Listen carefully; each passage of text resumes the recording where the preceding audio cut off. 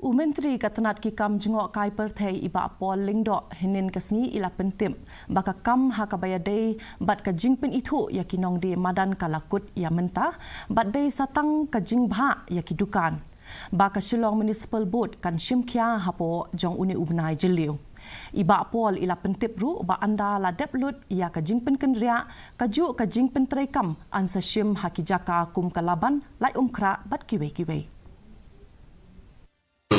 rounds of discussions. SMB officials have submitted to us the progress report made by their exercise.